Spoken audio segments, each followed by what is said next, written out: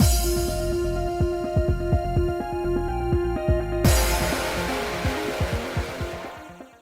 guys, it's Spacey Sims, and we are back with more Cupid Parasite, and we're hanging out with Raoul, obviously, because we're in his round, but now we're back at his house, and that puppy is sad because we can go home with him.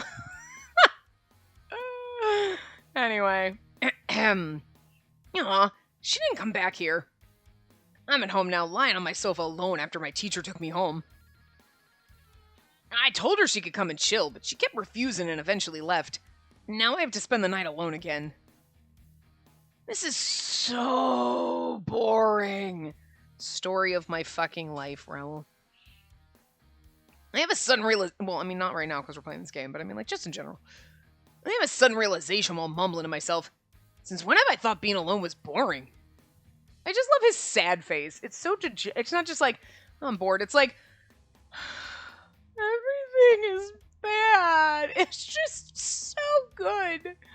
It's such a dejected, sad, pathetic face. You're like, no, don't be sad. It's like a sad dog face. You know what I mean? When puppies make sad faces. I'm not even a dog person, but you're like, no, don't be sad, puppy. Like, he just has that look. It's just what he does to me. I'm sure I'm sure only Raoul stands are like the people who are like, no, look at you, look so sad. And everyone else, they're like, oh, he looks sad. That's cute. But like, no, it breaks my heart. I just want to hold him and pet him. He needs little pets, scratch behind the ears, like the good boy that he is. He's the himbo, so it works. God, anyway. I usually go to bed and wake up alone. And the only time I don't is when a girl asks me to sleep with her. Oh, honey. My parents were busy when I was a kid, so being alone isn't new for me. I guess the only times I haven't been alone when I woke up have been the 3 times she's been over. Those 3 visits are burned into my mind. They're some of the best memories of my entire life. Oh, my heart. Oh. But I kind of get what he's saying, because, like, I'm used to being alone. But then, like, it definitely, like, he's not there yet. But, like, when you start, like, if you're interested in someone, or maybe you're gonna like, I kind of like this person, like, I don't know, if they come over and hang out, like, even if they don't, like, spend the night, even if you're not having casual sex, like, whatever, they just come over, hang out, you're like, yeah, and then they leave, you're like, I feel lonely now. I'm used to being alone, but this is weird, you know? I even have that, like, I'm used to being alone, I'm fine with being alone, you know, whatever. But if my friends come over, and then, like, okay, there's people here, and we're talking, and then they leave, I'm like, oh. They left. Oh. And I feel a little bummed for like an hour, and then I'm like, it's fine. And then I'm like, fine. But like, it's because it's the adjustment period. Like, I have a plan most days. I'm going to go to work. I'm going to do my shit. I'm going to come home. I'm going to do these things. I do my own stuff, whatever. Even if I'm like, I don't know what to do. I'm bored. I wander around my house and I don't know what to do, you know? Like, you have things that you can fill your time with. But, like, when someone's coming over to your house, you're like, okay, all the things that I would normally do by myself, those are on hold over here in the corner, and this is people time. And you turn on people mode. Maybe it's just me. I don't know. And you're like, people mode, and people are here, and yay, we're doing people things with people. And then they leave, and you're like, I don't know how to switch back from people mode to being alone mode this fast. Like, I mean, I know how to do it when I'm at work, because you're like, I mean, I like the people I work with, but there's a bunch of other people around me all the time that I'm like, I don't really want to be around you. Like, you know what I mean? Like, I don't know you. You're like strangers. And even if you're like, we're kind of coworkers and we're just a deskmate, you're like, I don't actually physically work with you on a team. You're not the people like I specifically work with. You're just people I work alongside, you know? And you're like, too many of you don't want to do it. But like when you're with your friends and you're having fun with your friends, when they leave, you're like, what do I do now? Because I was in friend mode. And then next day you switch off and you're like, no, please don't talk to me for like 3 months. Then you can come over. Like, I can switch on extroverted mode. But it's very exhausting, especially when you have to go to work. I'm just really depressed because we found out, like, by the time this goes up, I'm going back to work. And I'm just really fucking depressed because I'm like, I did not want to. I was really kind of hoping they'd push it because, like, trying to move and like dealing with adjusting to going back into the office, even though it's only 3 days a week, it's still 3 days a week where I'm just going to be like stuck around people that I don't want to be around. That sounds weird. I like my coworkers, but these are other people. Like, I may know you because I've worked on a team with you before. Again, alongside you, you're sitting next to me. But that doesn't mean you're my actual, like, person on my team that I work with. And I don't necessarily, like, those people on my team, they're fine. But, like, I still don't want to be surrounded with people, even if no one talks to me all day long. The fact that people exist in my general vicinity and in my space stresses me the fuck out because I'm an introvert and I don't want people around me. I don't like you're around me. I can hear you talking your thing, you're doing your stuff, or then you want to involve me in conversations, and I don't want to be involved in conversations because I don't know how to talk to people like normal. Oh, hey, yeah, your kids went to soccer practice. You want to hear about my 2D boyfriends? Like, I mean, come on. Like, where I am in my life is not where everyone else around me is in their lives. They're like, let's talk about soccer practice, and then my kids, and then my dog, and it's like, I don't want to talk. You want to see pictures of my bird, and then they think I'm weird. Really? You want to show me pictures of your fucking kids? I don't care about your fucking kids. You don't care about my birds. Stop. Like, yeah. But I'm very stressed out. I don't want to go back to work even 3 days a week because it's 3 days a week where then I come home. 2 days would be okay. You know, because, like, you have Monday to prepare. You're at work. Because Mondays suck. I miss the weekend. Doesn't matter if you love your job. You're like, I hate this. And then Tuesday, you're like, I'm surrounded by people. And then you have Wednesday to be like, I'm still having to work, but I'm recouping from being around people. I need that. Not like, Wednesday I'm around people, and then Thursday I'm around people, and then Friday I'm at home, and like, I don't know. It just throws everything. It just throws my life off, okay? I just don't like people. I just want people around me. I don't even like hearing people in the hallway. I'm like, people are near me, even though I have walls between me. Do not have walls between people at work. And those people are dirty. Not all of them, but there's some bitches who don't wash their hands after they pee. You think I trust you to wash your hands with COVID? I don't fucking think so. Like, no, we're all gonna die. Great. It's not gonna be good. I like, well, you know, even if we go back, I give it like a month or two before they're like, everyone's sick. Right, because all the germy fuckers who don't want to stay home with their germy fucking kids are bringing their germs to fucking work, and now we're all gonna get sick. Thanks. Because that's the way it always is. Because your kids are fucking germy. Anyway. I thought I'd forgotten about it from earlier because I was on to other things, but no, it just won't leave me alone. I'm stressed out. What's new? I spent all of Ryuki's route being stressed because of moving and trying to find a place, and I'm still stressed out about that, and now I have to go back to work. There may come a point in my life where I am not stuck in perma-stress mode. I think I need to just start drinking. Oh, God, anyway. Which is probably why I want to spend my time with her, instead of being alone. That's because you were in love with her, and that's cute. Polishing my statues just isn't as much fun as before. Something just feels off.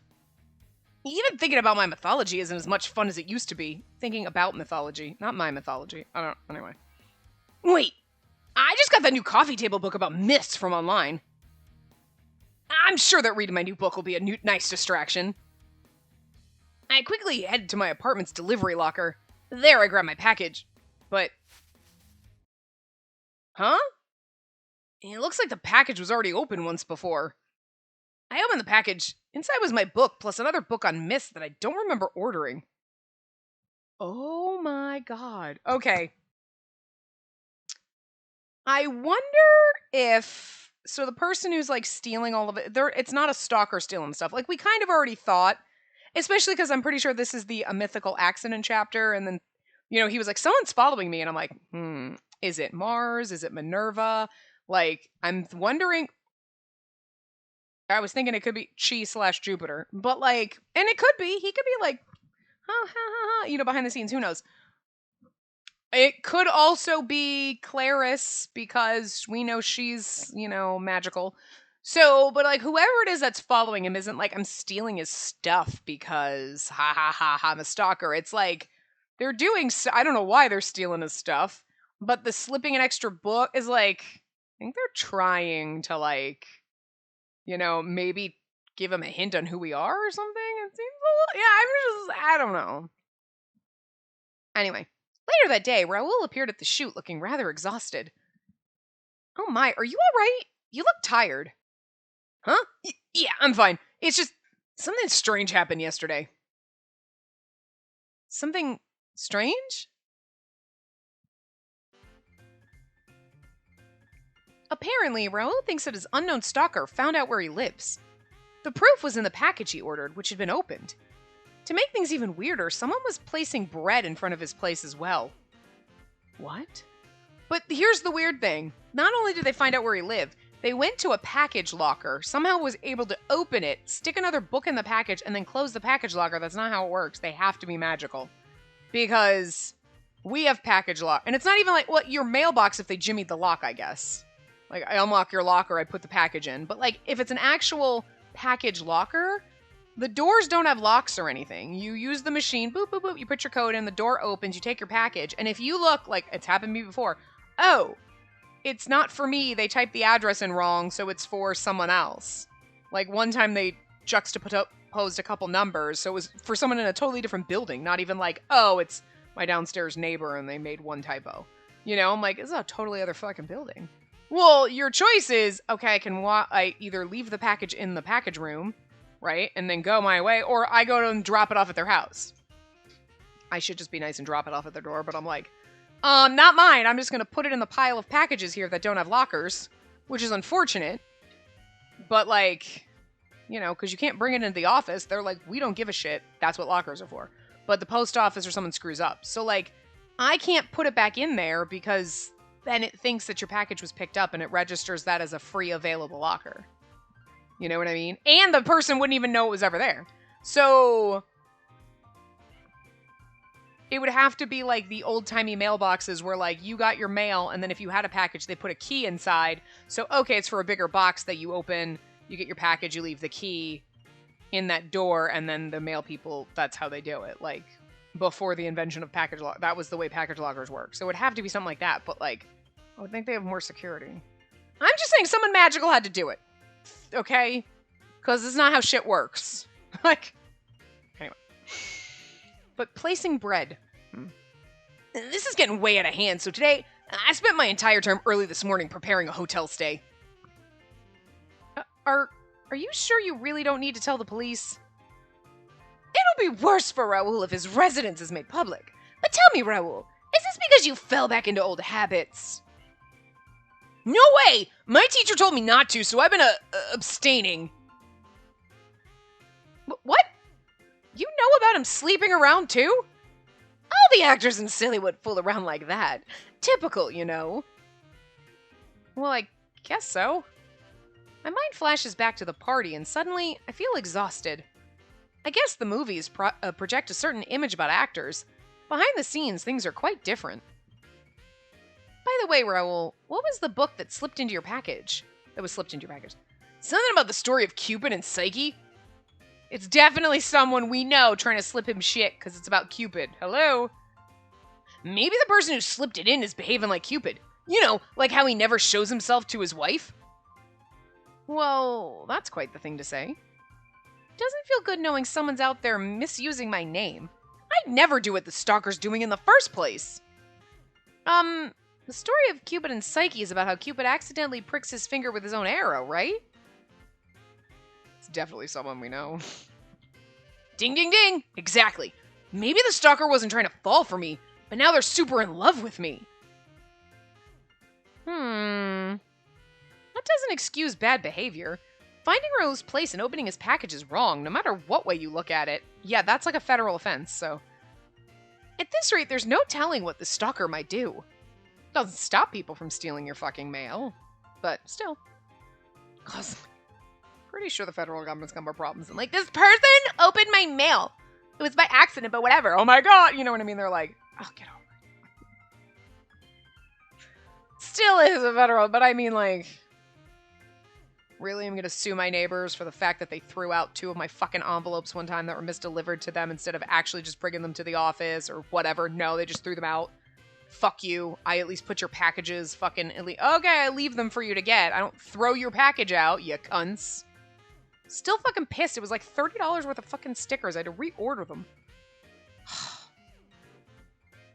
And the one I never reordered, that one was only like $8, but it was like... I feel bad for that person because I'm like, I can't leave them a review on Etsy because I never got the package, but it's not their fault because I saw that it was supposed to get delivered on Monday, and I went up on Wednesday and it wasn't there because the mail person, not my normal one, I'm sure it wasn't because he's not that bad.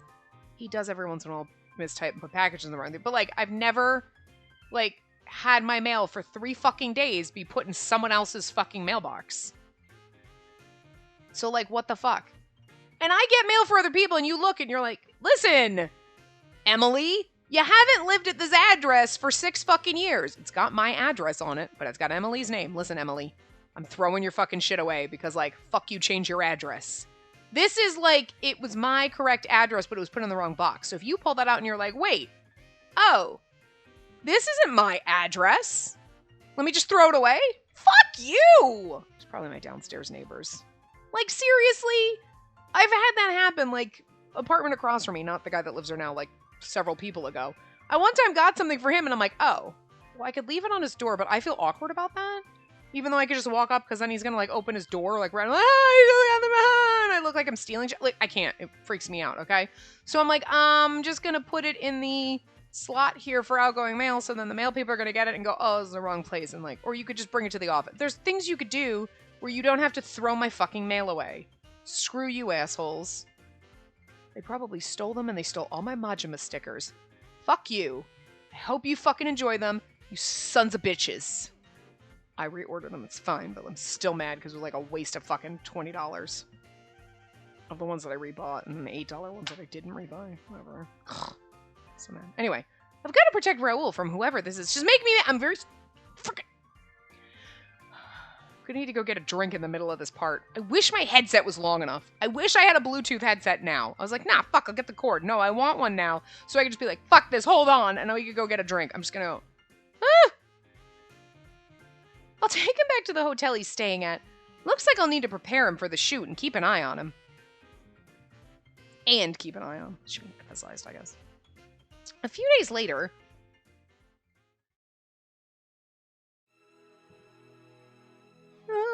romance music. We wrap up the shoot as usual. Right now, I'm walking with Raoul on his way back to the hotel. Unfortunately, whoever's stalking him had found the hotel he was staying at, so we've been changing hotels every day now. It's because they're magic. This has to be exhausting, Raoul. He always ends up looking drained after finishing filming for the day. Yeah, because he's probably stressed, poor thing. And that's why I've been keeping watch for him closely by escorting him to the hotel for the day. I can't believe I'm asking it again, but are you really sure that you don't need to tell the police about this? Well, I don't really want to cause any problems right now. I've already caused enough trouble for the director as is. By trouble, Raoul means with his acting. While the number of retakes have lessened, it's clear that the director still isn't fully satisfied with his performance. That's why he's so hesitant about making a fuss. It'd be horrible if any rumors made their way into the tabloids. Still, Raoul shouldn't have to bear the brunt of all this. Sure, the tabloids have a huge impact on public perception, but Cupid Corps has had its share of problems with the tabloids before. They even wrote lies about the president's relationship, saying that he wasn't actually married. God, how dare they? Did that happen in the common route or just in Shelby's route? But anyway. I mean, I know it happened in Shelby's route, like all that stuff, but I thought there was something in the... No, maybe that's branched out, why it branched out into his, like, oh shit, they say I'm not married, and... No, that was he needed people to impress people he works with or something. Anyway. Well, they had pictures of me, so maybe that's what it was. Like, what? That's me. That's not his wife. That wasn't the common route, right? I can't even remember. Who knows what kind of effect they'd have on Goddess of the Camel Part 2, especially if Raoul was in police custody. Suddenly, I noticed Raoul looking over his shoulder frequently. Are we being followed? Well, not really, but, recently, my neck gets itchy, like someone's watching me. Or rather, following me. I should be used to this by now, but it's really exhausting me. Oh, sweetie. He needs head pats. Raoul flashes a weak, exhausted smile. It's enough that he's tired from filming. Now he has this stalker on his back, too. But getting used to something doesn't mean you're immune to its effects. I swear, this stalker is making my blood boil. That's absolutely true. Like, I am actually used to being stressed out permanently. I think this is where my permanent state of being is, but it doesn't mean that sometimes it's not fucking exhausting and it's just worse and it all piles on and you're like, normally I'm always stressed out. But sometimes, like right now, it's worse. And even though I should be used to it, I'm not. I've been living in this apartment for so long that I should be used to being stressed all the time. But like, and it should be like, I mean, I'm stressed, but I get to leave. It's like, no, this is just, oh my God. Oh my God, stop. It could get so much worse. Oh my God. It could. And but I can't handle it. I can't.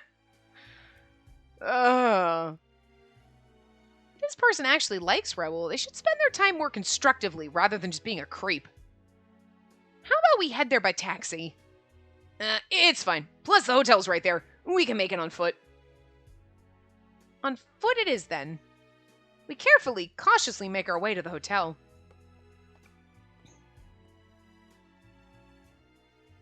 As we come to an open street... Watch out! Huh? Suddenly, Raoul shoves me forward, which causes me to fall. Behind me, I hear screaming. Well, that's Claris's color, but I don't think it's Claris. Why? Why did you do that? Huh? I turn around and see red. That's gonna leave a mark. Raoul! I cover my mouth to hold back the gasp clawing at my throat. Raoul's arm is bleeding bright red blood. No, Raoul, let me call an ambulance. It's fine. It's not as bad as it looks. More of a scratch than a wound. He waves his hand to show he's all right, but his fingers are so red from trying to cover the wound.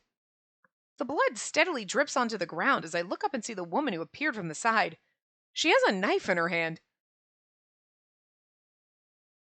Okay, so maybe it is a stalker. I thought it was somebody that was trying to like, Cupid, freaking out. She's standing there in a daze, bloody knife in hand. She looks at Raoul with confusion. Oh my God, was she mind-controlled? I bet she was mind-controlled. Because, like, Mars mind-controlling Owen, remember? Oh, that's not good for this poor woman, though. It was the archaeologist who went on a date with Raoul. Not the museum lady. Huh. Well, no, actually, it makes sense.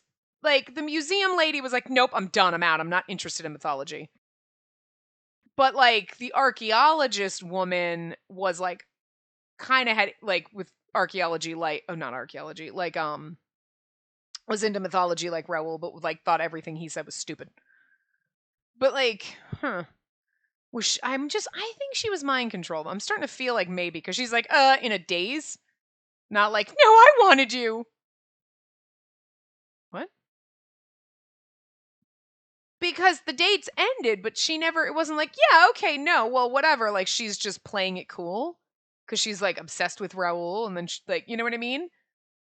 I don't know. Anyway, I get up and rush to stand in front of Raoul as cover. Then I give the archaeologist a stern glare.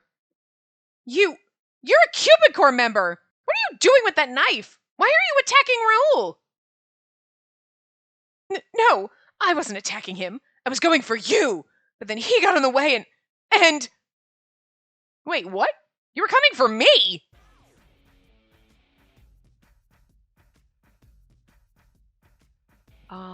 So she is just crazy. Interesting. Fun. It's your fault he got hurt. You're always with him, but he's mine. I'm destined to be his lover.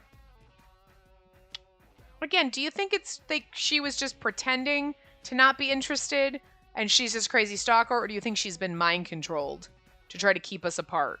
Like by Mars. Like Mars did that with like Owen, you know what I mean?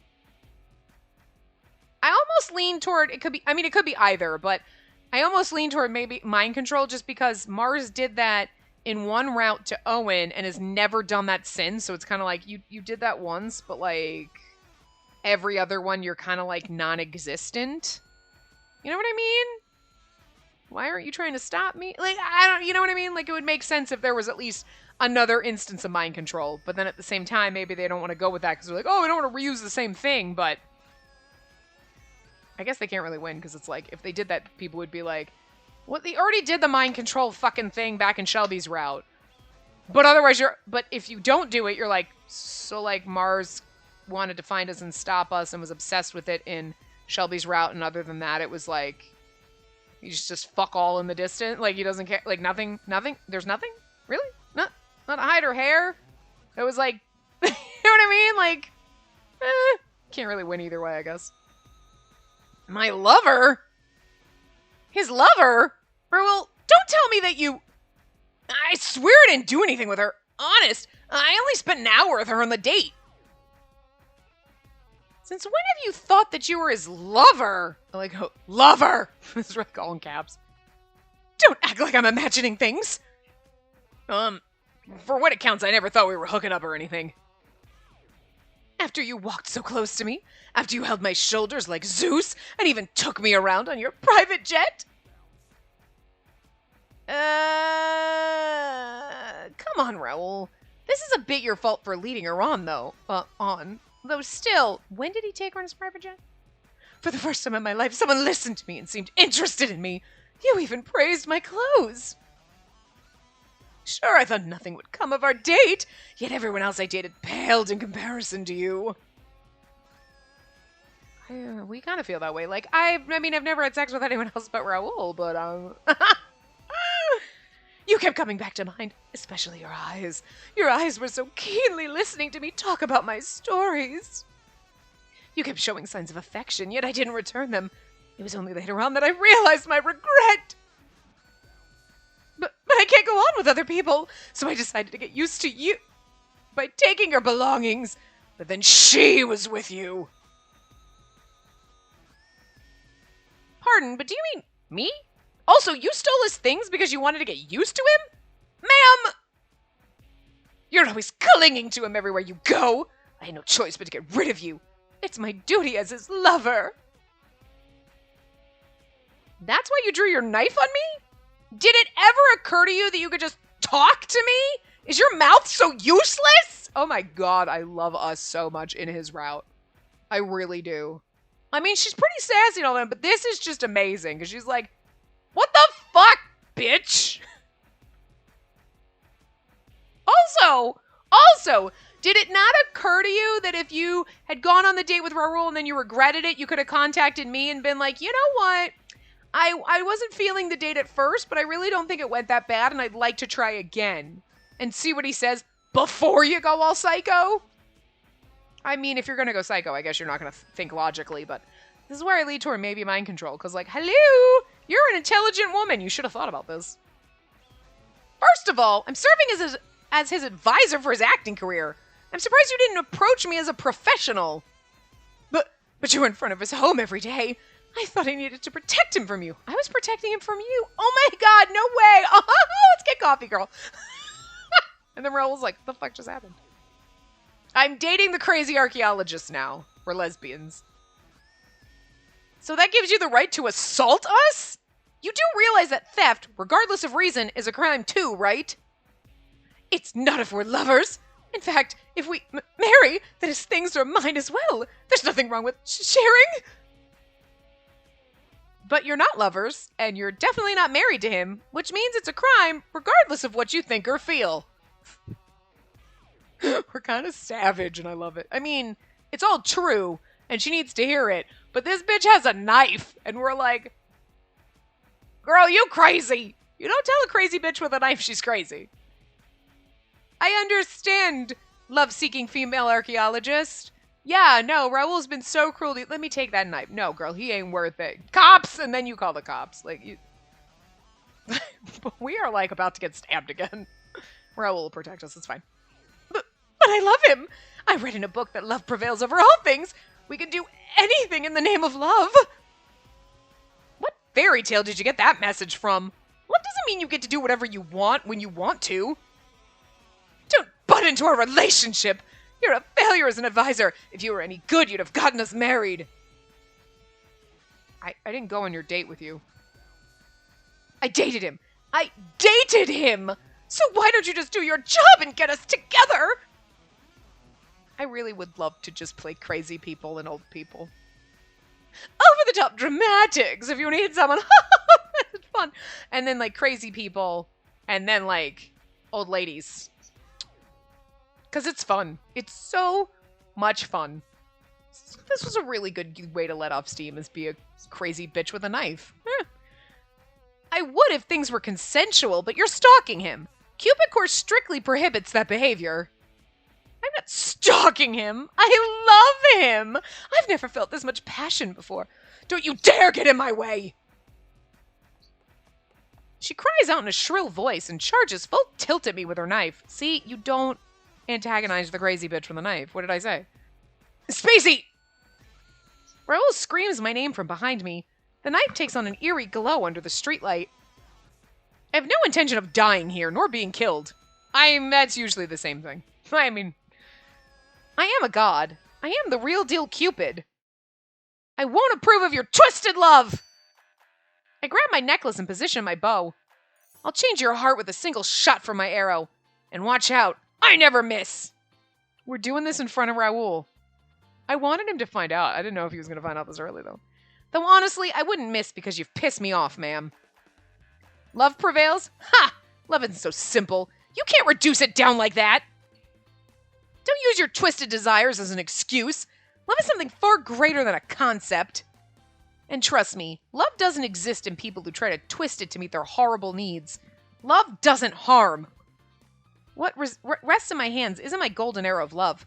It's my leaden arrow. The only arrow that can fix this situation.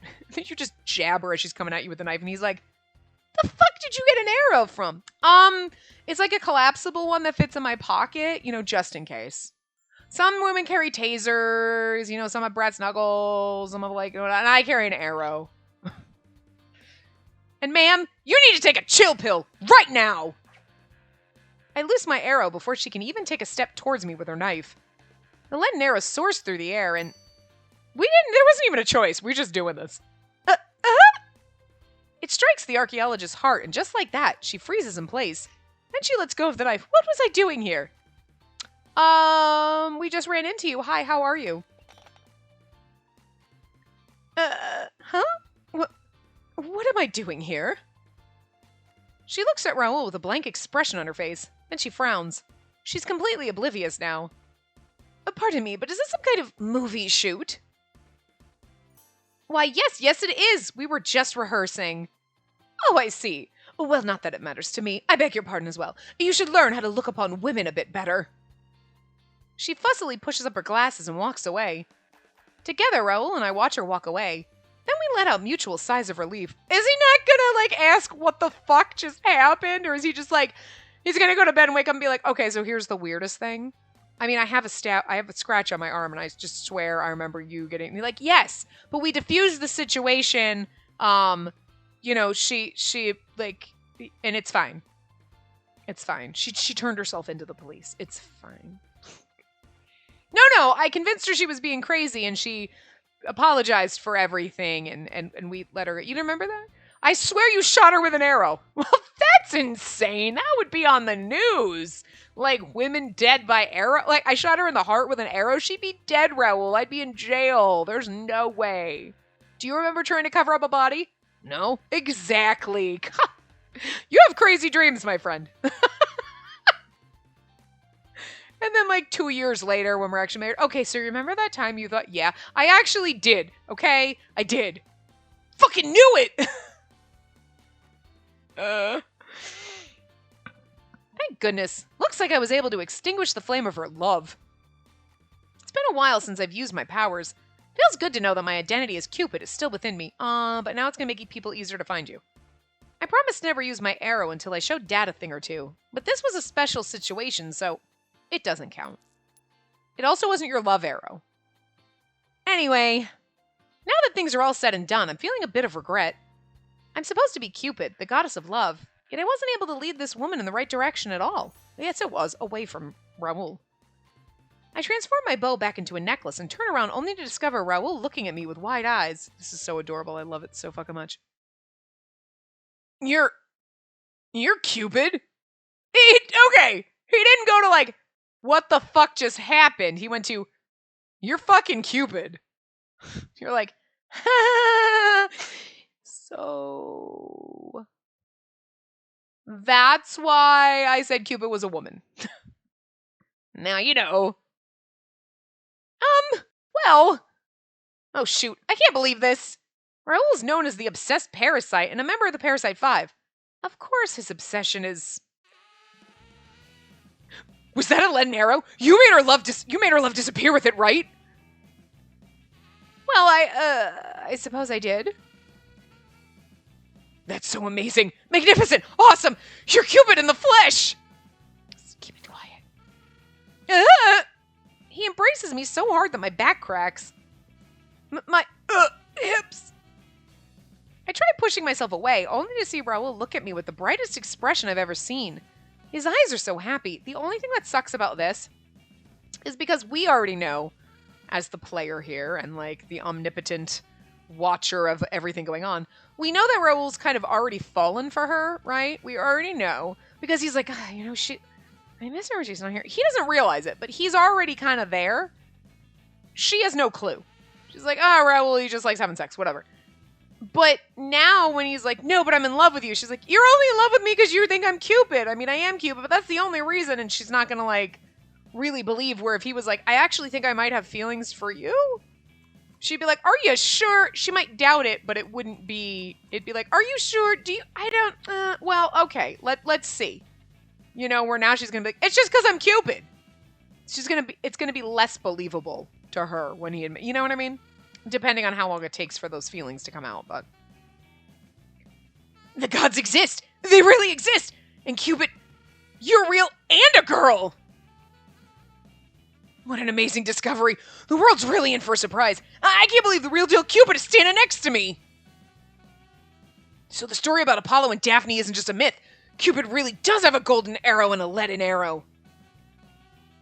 If it works as well as I just saw, then I feel sorry for Apollo. I mean, he hated Daphne enough to turn her into a laurel. That means that the archaeologist must have hated me too.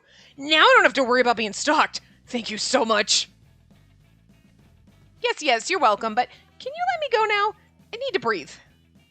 Wait, if you're the real deal Cupid, then that means your story about the DC is true too. But also, if Neptune is male and Cupid is truly female, then... Wait. That means my theories are completely wrong. Can we just hit him on the head with something and then be like, you blacked out? And he's like, I thought you were Cupid. No, sweetie, that was part of your, being hit on the head. You don't remember that? Oh. You think I hit you on the head? Oh, sweetie, I would never do that. But if there's a real God in this day and age, that means things need to be updated. It could change everything we know. Raul, I'm going to need you to keep your mouth shut. Raul... Maybe the world of the gods is just like in these sci-fi flicks. What's your world like? Do the gods know how to use technology? Do you have electricity in the world of the gods? Wait, if you have tech, do you use social media? Could gods be following me? I love him so much. You're like, I can't get a word in edgewise. Oh, what can you tell me about Neptune? Gods still come to this world during festivals, don't they? Raul, please. But you said that's a risk. I guess that means gods can't take on human qualities. But then wait, how do you activate your arrows? That must mean that unlike human science, you have Zeus who can create lightning and connect you to this world. That means praying to Neptune before going out to sea really did have an effect. If only the people on the Titanic... Wait, then does this mean there's a myth about me sleeping with you? You know, like Zeus and Io and Danae? Is it Danae? Oh. Oh, wow. I'm going to be part of a myth. Raul! I headbutt him to stop him in his tracks. Oh, that's true. We can't slap him because he's got us hugged. Ouch. Bad idea. Yeah, it's a bad idea to headbutt a himbo. His head is rocks. Raul was holding me so tightly that all I could do was literally use my head to stop him. It's true that I'm a god, but he's going to choke the literal life out of me at this rate. Please let me go, Raul. I need to breathe. Sorry. Finally, Raul lets me free. He still has a bright, childlike look in his eyes as he gawks at me. Looks like my impromptu headbutt didn't do anything. Wow, the real deal Cupid in the flesh. So this is what the god of love looks like.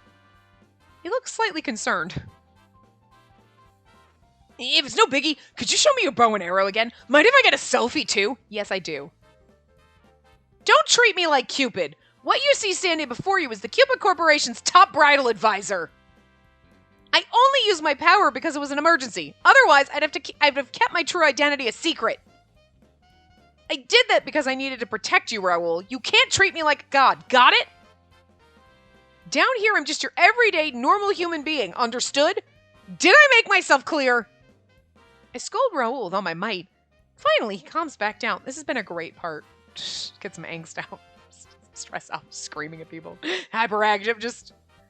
He's cowering a little, as if he's regretting his actions. He's also looking at me with big puppy dog eyes, which is just like, it's Raoul, so. I'm sorry. I just couldn't control myself, especially not with a real god standing in front of me. But you're right. You're a woman before you're a god. I should have been more mindful. He does learn fast when you scold him. You're like, Raoul, stop it. All right, you're right. He looks repentant, but I can tell that he secretly wants to continue asking me every question he can. Maybe I should just leave. As I mull over the situation, it suddenly occurs to me that Raoul is still injured and bleeding. Raoul, oh my god, are you alright? Does your cut hurt? Hurt? I don't feel a thing, actually. He lifts his arm up as proof. Actually, the bleeding stopped, but the cut on his arm looks horrible. Let's get you to the hospital. We need to get that wound looked at as soon as possible. Come on, seriously? It's nothing. I don't want to cause a commotion by walking in with a wound, you know? All I need is my handy-dandy survival kit to patch me up. It's back home. Survival kit? Yeah, I tend to get injured whenever I travel, so I always have a stock of bandages and antiseptic on hand. I mean, he did get lost in a desert and punch a shark or some shit, so... And fought a crocodile. Because, you know, he can't act unless it's so he's done all this shit, so, yeah. This one's like a scratch from a kitten compared to the piranha bites I got in the Amazon. No need to rush or worry. How this man has not died from just the stupidity. The stupid shit he does. But I could use some help wrapping it up, if you don't mind helping me out a bit. He's like, Cupid.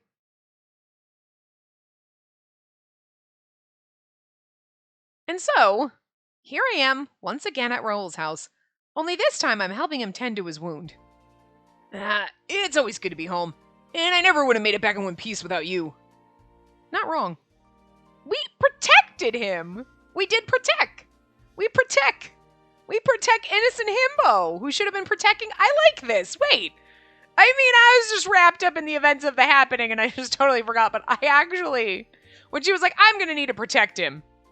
What are you going to do? I mean, we're going to shoot an arrow at someone. Legit. But, like, it's funny, because in this situation, it would always be like, we could be like, I am the toughest ninja warrior, and I know all this shit, and he's like, wafy side piece, and he's the one that's going to protect us, and you're like, what the fuck? It's always like that. The man needs to protect the woman. Oh, and here we have proof that you don't need that for us to love the himbo. Look, I love the himbo, and he absolutely could save us if he had to. But no, we jumped in and we're like, bitch, I'm taking you down. You're not touching my himbo. And we shot that bitch with an arrow. I'm just saying. We protect. I'm so proud. I love this game so much. I love it because we have sass. We were literally insulting a woman with a knife.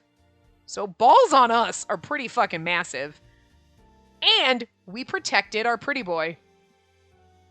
I mean, he protected us by shoving us out of the way. But then we protected him by shooting her with an arrow. So, like, we protected each other. You know? But it wasn't like, he needed to protect us, and oh no, what would we do without him? We were like, don't touch him, bitch! I like that. I like that a lot. Look, if we were touted as, like, if we're a character, we're like, I am an innocent princess and I have never left my tower, ever! I have known nothing of the world! Then yes, I understand where the menfolk need to protect us. You know?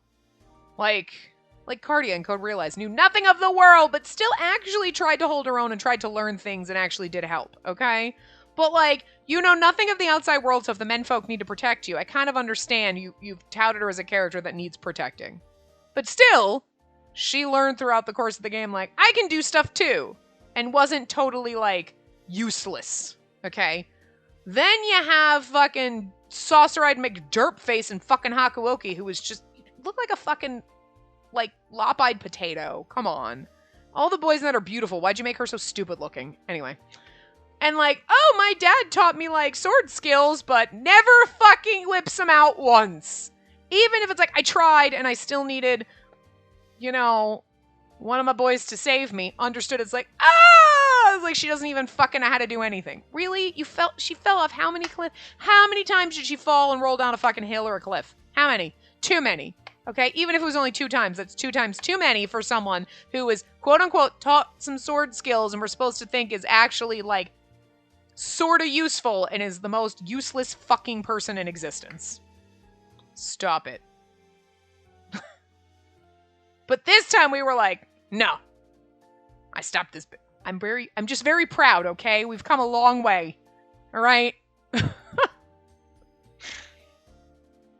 And I feel like out of all of them, well, Alan might be able to because he's got like magic powers probably, but Raoul should have absolutely been able to kick some ass. Because if he can fight crocodiles, he can take down an archaeologist, all I'm saying. So, I'm very proud of this path in this game, and it makes me happy. Anyway. Regardless of how things went, I'm glad I was able to eradicate that archaeologist's fanatical love. Now Raoul's safe. How did she get in fanatical love with him? That doesn't sound normal, you know what I mean? Similar to the golden arrow, which makes people fall in love, the leaden arrow dispels love for 30 days. Typically, the golden arrow is used on people who are predestined to be together. The effect remains after 30 days. The leaden arrow is used to lead people back to the right path, so once their love fades, they go back to their normal lives. However, even after 30 days, I'm sure that she'll never love Raoul like that again. If she ever decides to use Cupid Core again, I'll make sure she's properly led down her path to the right person. For now, Raoul can kiss his hotel hopping goodbye. In a way, I sort of regret using my leaden arrow back there, but now that I see him safe and sound, I feel content. Let's see, got my survival kit right here. Raoul merrily hums a tune as he drags a huge backpack out from his closet. Inside is a first aid kit with everything you'd need inside. It's definitely showing signs of frequent use. And this and this, that should do the trick. You mind helping me now? Take off your shirt, Raoul. I know it's on your arm and your sleeve's not in the way, but I'd prefer if you just took off your shirt just for science. Of course! So all I need to do is disinfect the wound, then wrap it up, right? You got it. I'll leave it all to you. We sit down next to each other on the sofa while I check on Raoul's wounded arm.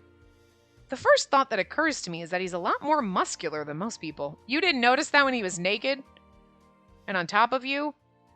The several times that happened? I'm just saying. I have to admit, Raoul must never miss arm day. I bet he's been using that bench press every single day. I have to hand it to him. Raoul's serious about being an action star. Raoul leans forward to me as I keep touching his arm and hand. Hey, that tickles, you know. Look at him blushing. It's so cute. It's like a little pouty blush. He's like, oh, stop. It tickles. Such like an innocent little face. Oh gosh, I'm sorry. I was just impressed with how muscular you are. Let me tend to your wound. I take the antiseptic and cotton balls out from the kit, and soak the cotton and clean his wound with it. I imagine it stings a bit, but Raoul's still humming that wordless tune. He even sits still like he's completely unfazed. He said that this wound was nothing compared to piranha bites, so I suppose he's used to getting banged up a lot. Then again, he learns how to perform through experiences.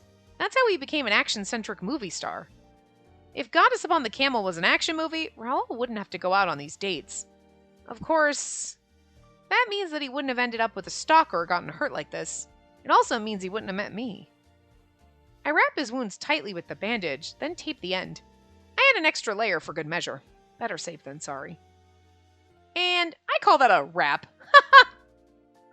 Thanks, you're my hero. Like, quite literally. He rolls his shoulders once, then lets out a frown that betrays the pain he's in. Ouch. Ugh. This is gonna take at least 3 days to feel better. Are you sure you'll be okay? You still have a shoot tomorrow. I'll manage. My outfit's gonna completely cover the bandages. I'll just stay put today and hope for the best. If that's the case, then let me make dinner for you tomorrow. Better to move around as little as possible.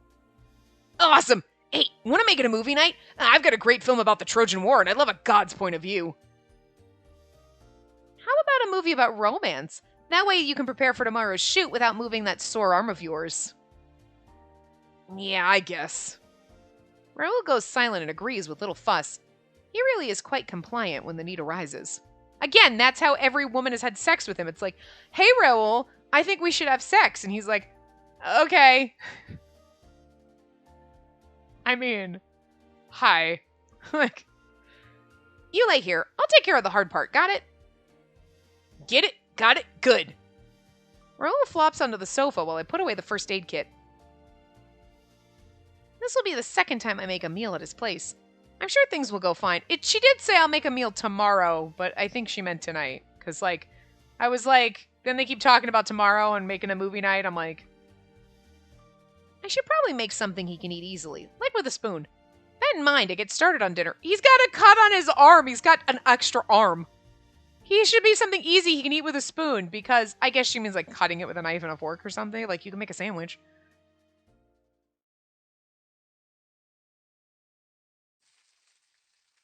I can hear the sound of something being grilled in the kitchen. I continue to lay on the sofa and close my eyes at the throbbing pain as the throbbing pain in my arm continues. Ugh. I never expected to get cut by a knife like this. I mean, right? I did my best to put on a brave face, but honestly, my arm hurts like nobody's business. I better take something. I wonder if she'll stay over tonight. He's like, no, I'm fine, but you should stay. You're like, I wouldn't mind having some company tonight. I'm a bit rattled after everything that happened. I kind of want her to pamper me. It's the first time I've ever desired that. I bet she's going to get mad at me if I ask her to stay the night. Honestly, I feel like this is the time, Raoul, for you to be dead honest and be like, will you stay? Because I'm a little bit rattled about everything that happened, and I kind of just want you to pamper me. I'm kind of enjoying this, and I feel like I'm a little stressed out, and I just kind of want you to stick around and, like, my arm hurts. I feel like, it's something I would do if I hurt my arm, and then you have your, like, somebody that you're kind of interested in over, that even if they're just your friend, but you really just enjoy hanging out with them, like, in this situation, and you're like, my arm hurts, and you're making dinner, and we're gonna hang out and watch movies, but, like, after what happened, like, I'm a little stressed, and I kind of like you pampering me a little, so you want to stay and pamper me some more? Like, just a little bit. Worst they're gonna say is no, and then you're like, whatever you mean! I'm hurt, you know! I could die! My arm could fall off. So funny. I can't believe I touched her without permission. I'm pretty sure she thinks I'm a total player because of that. I don't want her to think of me like that. That's why I have to be more mindful of how I interact with her from now on. I get it now. Of course Cupid would get angry at people casually sleeping around. She's a god of love, which means matters of the heart are her entire world. That's why I need to show some restraint. But even though she's Cupid, I don't think she understands my feelings for her. No. Sure, I want to kiss her and sleep with her. Heck, I'm ready for her to stay with me until the sun burns out. Raoul, do you not understand what that means? I want you to stay with me forever. I want to kiss you and have sex with you, and I just want to be with you forever. Sweetie, that's... I mean, it's weird, because you throw the sleeping with you part in there, but that's part of a loving, healthy, like, love relationship, unless you're ace. But, like, you know what I mean? Like, people who are not on the ace spectrum generally have sex, and that's part, but, like, you want to stay together forever. But, sweetie, that's like love. Dear God, get with it. But is this feeling because I'm excited about her being a god? Or was it in my heart before I knew that? It was kind of in your heart before you knew that, but I guess where he's like, wait. I get it, Raoul. I overthink everything too. Whatever the case, all I know is that my heart's racing right now. I can almost hear it thumping in my chest. But come on. It's the real deal god of love, Cupid, in the flesh right in front of me. Give me a break, you know? I think I finally get what my fans feel towards me. I'm reacting like someone's seeing their favorite movie star. I feel like I'm on cloud 9 because I've seen a real god. I can't help but feel a bit anxious knowing there's a real god in my home either. I mean, that would be a weird thing. I slap a hand on my chest to try and calm my heartbeat down. Then I glance toward the kitchen. I can see that she's wearing an apron as she works to make us dinner. That alone's making my heart ache. I'm happy she's here, but knowing that she's really the god Cupid is confusing me beyond my wildest beliefs. Cupid saved me personally with her lead and arrow, and Neptune saved me from food poisoning. The gods are constantly saving me. Can you blame me for liking legends and myths and lore so much? That's why my heart's racing now that I'm hanging with a god. Still, something feels off. But I kind of don't want to bother her about her godhood or any myths right now. She might get mad. She said she sealed her powers as a god in order to live as a mortal woman. If so, then I need to treat her like any other woman. Yeah, at the end of the day, she's a Cupid core advisor. She's also helping me improve my acting. And she's my very cute friend. I don't want her to hate me. Damn, this is the first time I'm worried about someone else's feelings like this. I love that he's so confused. He's like, what is happening to me? I don't know. I've lived my life pretty freely, so I don't know how to act in this kind of situation. I want her to keep liking me, and he has no clue that it's like, because it's not like, wait, am I falling in love with this person? Like, he just has no fucking clue that this is where it's going. All I know is that I need to be a lot more serious. I have to constantly stop bringing up gods and following her advice. Oh, and follow her advice. I need to stop constantly bringing up gods and follow her advice. God, I'm sure that's the right thing to do. I know. You're freaking out. He's far away. He's a big birdie outside. Well, those look like maybe crows. These are crow birdies. It's not like the time there was a bird out there and he was so fucking big and I was like, is that a bald eagle? Like, he's fucking huge. That might not be a crow. That might be like a hawk. But he's not as big as that time. I swear to God it was an eagle because that thing was like far away and he was like fucking massive and I'm pretty sure they're whitehead. I never seen him this far away from the lake though, but still. Getting hungry? Yes. He's asleep? I just finished cooking dinner and decided to go check on Raul. He groggily bobbed his head as if he was on a boat. Dinner's done. It smells good. Raul lifts his head with glassy eyes. It looks like the smell of dinner woke him up. I quickly check his temperature. I think he has a fever. I touch his arm. The skin around his wound is warmer than the rest of him. Raul, are you okay? Do you think you can eat? Or would you rather go back to sleep right now? Dinner. I'm so hungry. What's on the menu? Risotto. I figured something warm and easy to eat would be best. Sounds delicious. Let's get our grub on. He takes the spoon I'm holding and scoops up a bite. I sit across from him and start eating my own portion of risotto. After taking a few bites, I notice that Raul is frowning. His face is pinched with pain. It also looks like he's barely staying awake. I shouldn't be surprised. He's been under a lot of stress lately, especially since he's had to hop from hotel to hotel. Are you sure she didn't poison the knife? I'm just saying. You know what I mean? Like, she scrapes us with the knife and then runs away, and then we're like, this fucking crazy bitch what the hell? And then you don't see, and then you end up dead. She's an archaeologist. I'm just saying, I feel like, some kind of, like, poison would be in the realm of her, like, capabilities, I feel like you don't even have to be smart to know that certain things, hey, if I stab someone with this knife or cut them, it's gonna, like, kill them. I mean, it's gonna poison them. It's gonna hurt at least. They're gonna get infected, maybe lose their eye. You know what I mean? I just feel like that's not... If you really wanted to go to that level, you could, which is terrifying. But, like, I'm just saying, Especially because he was like, oh, it really hurts.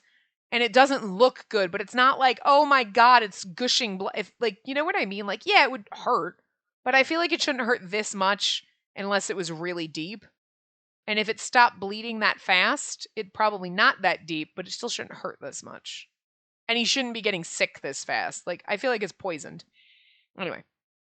Even then, he still went to every shoot and kept up his normal, casual manner to avoid worrying anyone. Even with all that, he still protected me and ended up injured. Memories of tonight flash in my mind. I can almost feel him pushing me away from that looming danger. It's all my fault that he was injured. The archaeologist was targeting me, after all. What's up? Raul noticed that I had stopped eating. He really should be worrying about himself more than me right now. I shake my head to dispel my worrisome thoughts.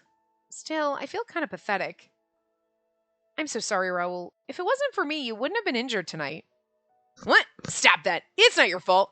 Heck, it would have been worse if I wasn't there. She'd still have come after you. You have the same human body like me, right? That means making sure you didn't get hurt was the right call. I don't regret it. But, Raul, you still have filming to do. I feel horrible. If only I could heal wounds like Lord Apollo. Don't worry about it. Your job as Cupid is to bond people together in love, yeah? That's your specialty, not healing. But, Raul, Everybody has something that makes them different, and that counts for gods. Mind you, I don't just like gods for the benefits.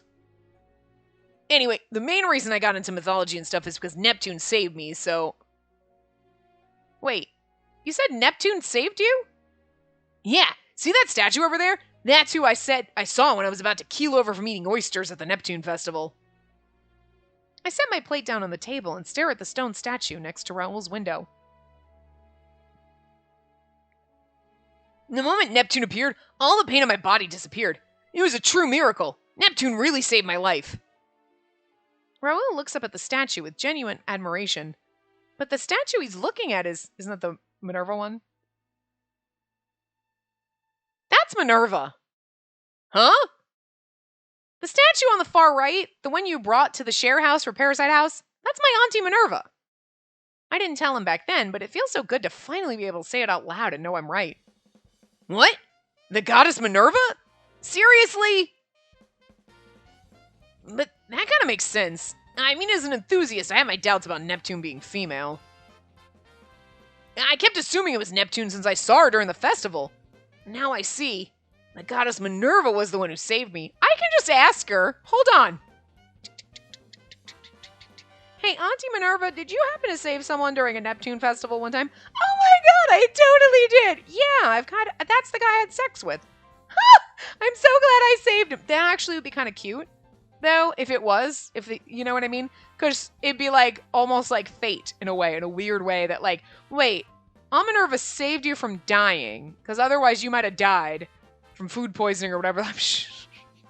You never know, but maybe it was. Maybe it's a serious oyster allergy and he would have choked to death and died of his, like, anaphylactic shock or whatever. You know what I mean? So, like, and then you would never have met him, but then she saved him and then you fall in love. Like, that's actually really...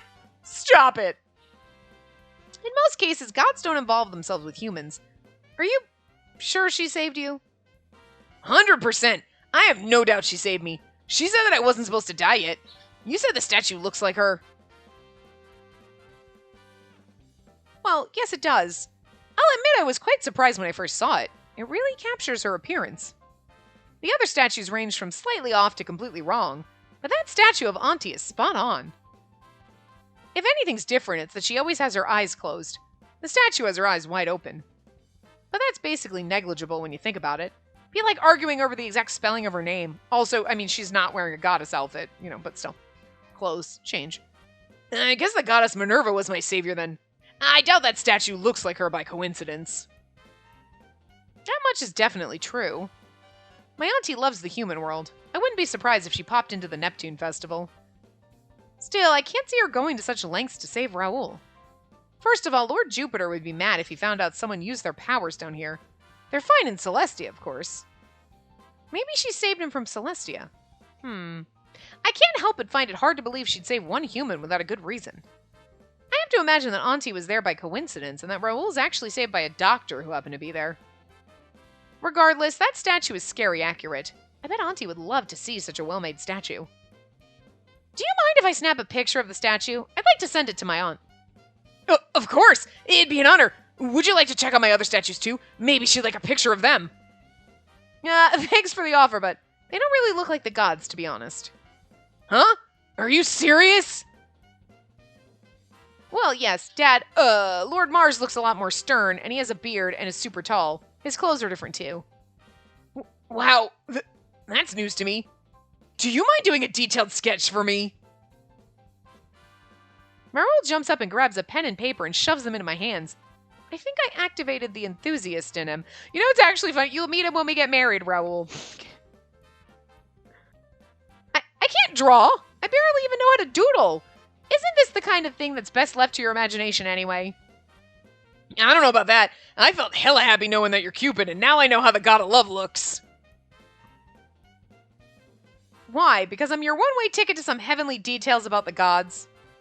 Of course not, because I finally know that it was you bringing people together. Of course someone as cute as you is a god. He smiles and takes my hand as if trying to silently tell me his intent. Remember how I said that I decided to dig a bit deeper into the theory that Cupid is female? Now that he's mentioned it, I do. We're definitely going over in this part, because, whatever. We are already over, and I just want to finish this moment. And I kept wondering what she'd look like, when the only image that came to mind was you. Oh, are you joking? Not at all. You've always been my Cupid, and I just didn't know I had it right on my first shot. He's very mythological. He's like very into it and like intuition deep down inside. So yeah, all this time, the real Cupid has been helping me learn how to express love. Pretty pathetic of me to fail at God. You're not a failure, Raoul. I know you're doing your best. I see how hard you're trying. If anything, I'm the pathetic one. I'm supposed to be the god of love, yet I haven't been able to show what it really means to love. For that, I'm so sorry. Don't worry about me. In fact, I think I finally understand. My heart leaps in my chest as he squeezes my hand a bit tighter. His eyes are fiercely shining with passion. Raoul's looking at me like a man in love. Wait a moment. I feel like a deer caught in the headlights of an oncoming car. Raoul smiles at the sight of me, frozen in place. Tomorrow, I'll show you all the fruits of my labor. It'll be the most romantic acting you've ever seen. Because he's kind of like, I am in love with you and your Cupid.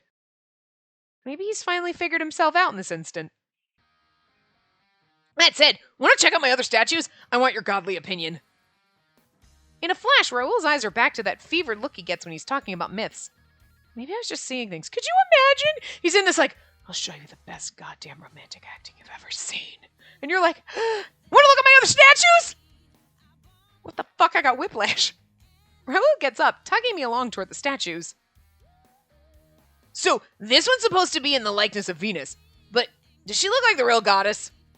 Oh god, no, Venus is way hotter. I tilt my head and look the statue over. No. I think Mom would be happy to see it, but to be honest, it's slightly off. Wow, that means Venus really is Cupid's mother. I'm glad to know that part of the myth is actually true. Well, if we're talking specifics, it is different. Explaining the truth would only make things more complicated, so I decided to just let Raoul have his fun. So, what parts of the statue are off? Here goes my phone. Well, Mom's face is a bit more elegant. She has thicker lips, longer lashes. Oh, and she's never naked. She's always dressed. I see. Most depictions of Venus show her naked, so I figure that was just the way of the gods. But that must get cold. My phone. Perhaps that's an artistic expression in the name of the goddess of beauty. Artistic license and all that, you know? Raoul begins to mumble to himself. Then he takes his scarf and wraps it around the statue's neck. He then grabs a shirt and jacket and dresses the statue. How about this? Is this a bit more accurate? I'm sure Mom would be pleased. Let me snap a picture for her. Oh wait, Mom doesn't have a smartphone. Plus she and Auntie aren't on the best of terms. So smartphones aren't used by the gods at all? Well, the only god who has a smartphone is Aunt Minerva. She's the one who taught me how to use mine. Interesting. Makes sense for the goddess of wisdom and war. I can totally see Minerva owning a smartphone. You could just tell him you were Cupid and not be telling the truth, and he'd totally be okay with it. He doesn't care. He's happy. Raoul makes another mental note. His childlike glee shines in his eyes. By the way, I've been meaning to ask this, but where do you get these statues from? Oh, art exhibits and antique stores, of course. They're the best places to find them. He's like, I sculpt them. I have You're like, what? Neptune. No, wait. Minerva statue is actually a custom order made from a sketch of mine. That's why it's so accurate, so we did see her. So, then where'd you thrift this from? I motioned to the set of armor next to the statues. It's been bothering me ever since I first saw it. The armor is heavily rusted and looks old enough to be in a history museum. Oh, that? It's Alexander the Great's armor. Neat, huh? You mean that person touted as a legendary hero who never lost a battle? That Alexander the Great? I recall learning about him during uni. I always thought he was fiction, so I was shocked when I found out he was real. The stories about him are so surreal, he seems like a made-up person. But truth is always stranger than fiction. That's right, Alexander was king of Macedon, and was said to have Zeus's blood. That's why his reign was so mighty. He even inherited the blood of Hercules and Achilles from his parents. Amazing, right? I like Achilles' achievements during the Trojan War, but if I had to choose my fave, it'd absolutely be Alexander the Great. He was so damn cool, especially when he defeated the undisputed champion of war, Persia.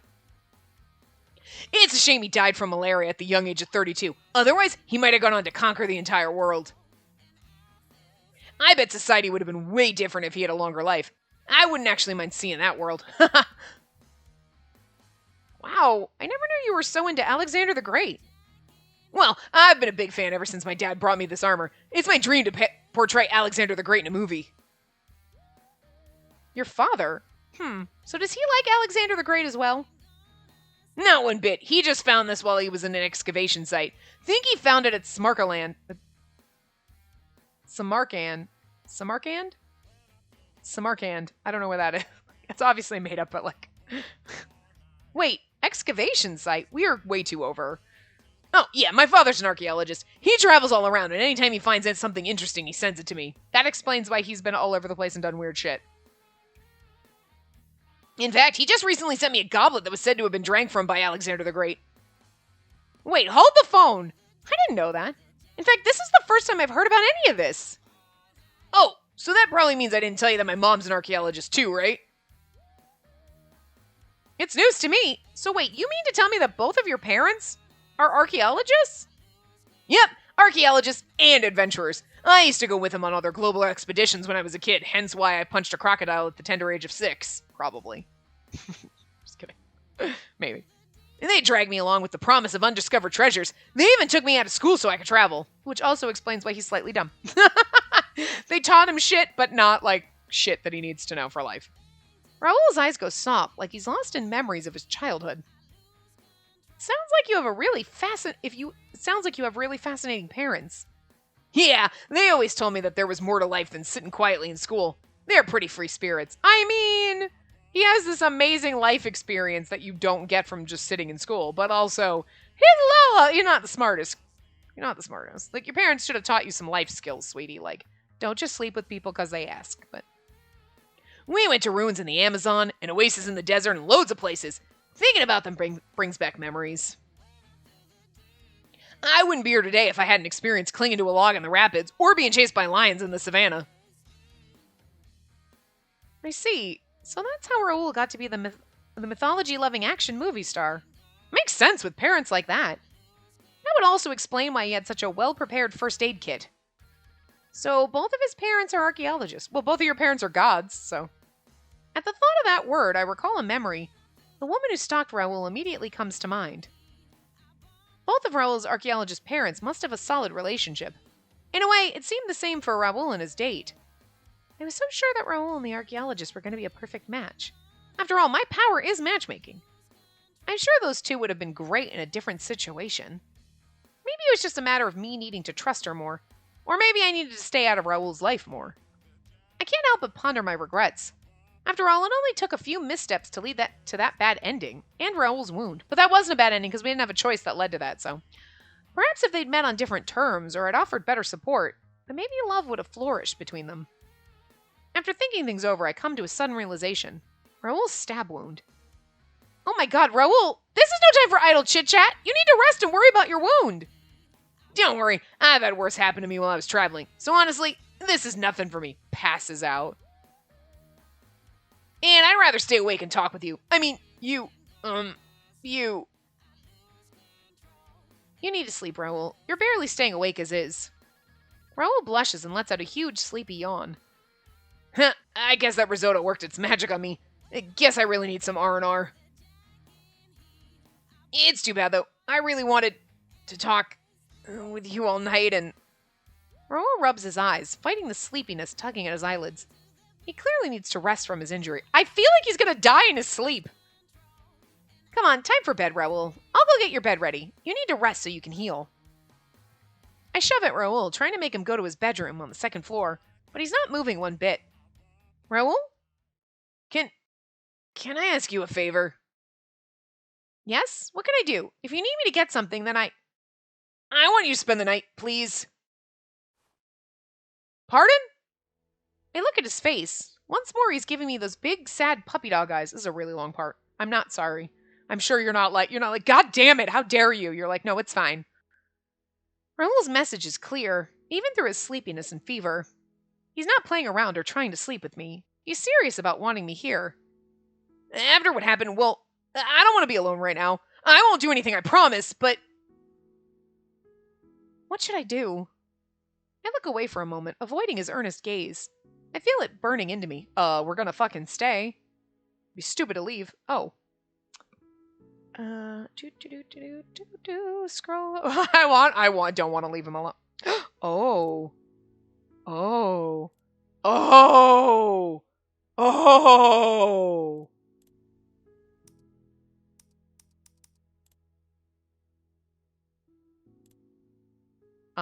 So I'm going to guess, I don't want to leave him alone. I am going, well, okay, no, maybe not. I'm concerned that I'll leave after he falls asleep, we leave, and then he dies in his sleep and we killed Raoul. That's what I'm worried about. Because I'm still worried that she poisoned that knife. It could just be we leave and then he's like, oh, well, okay, and then he just like, we break his heart, and then, you know what I mean? That could just be it, but I'm just worried about the bad ending there. Clarice is going to absolutely never let me live this down if she finds out I'm here.